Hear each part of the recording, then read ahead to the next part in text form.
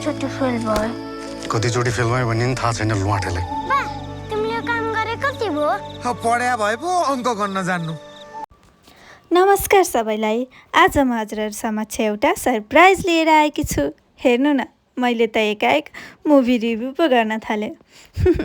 Joke सपाट, आज म हजुरहरूलाई भर्खर प्रदर्शनमा आएको एउटा खतरा चलचित्रको बारेमा भन्छु है त। बुढा बहादुरको सारङ्गी जस्तो ब्लकबस्टर मुभी बनाउने समूहले फेरि एउटा मुभी बजारमा लिएर आएको छ। हजुर साथीहरू, चलचित्र हो रोल नम्बर 1।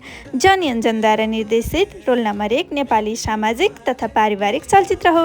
त्यो पनि स्कुलमा श्रीमान गम्भीर नेपाली प्रचण्ड प्रतापी भूपति भन्ने राष्ट्रिय गान बज्ने बेलाको।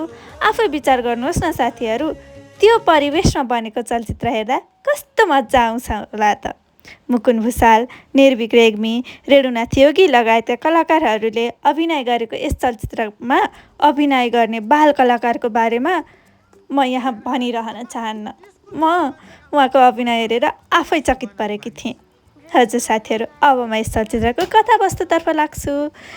यस चलचित्रको कथा एक गरिब ग्रामीण परिवारको वरिपरि घुम्छ, जसले अनेकौँ आर्थिक कठिनाइका बीच आफ्नो छोरोलाई विद्यालयमा रोल नम्बर 1 बनाउने सपना देखेका हुन्छन्। तर पढाइको प्रतिस्पर्धा, सामाजिक दबाव र अभिभावकको अपेक्षाले बालकको मानसिक अवस्थामा कस्तो असर पर्छ भन्ने विषय चलचित्रले देखाएको छ। यो चलचित्र हेर्न लायक छ त? यदि तपाईँलाई शिक्षा, परिवार, बाल मनोविज्ञान र समाजका यथार्थ विषयमा आधारित चलचित्र मनपर्छ भने रोल नम्बर 1 हेर्न लायक चलचित्र हुन सक्छ।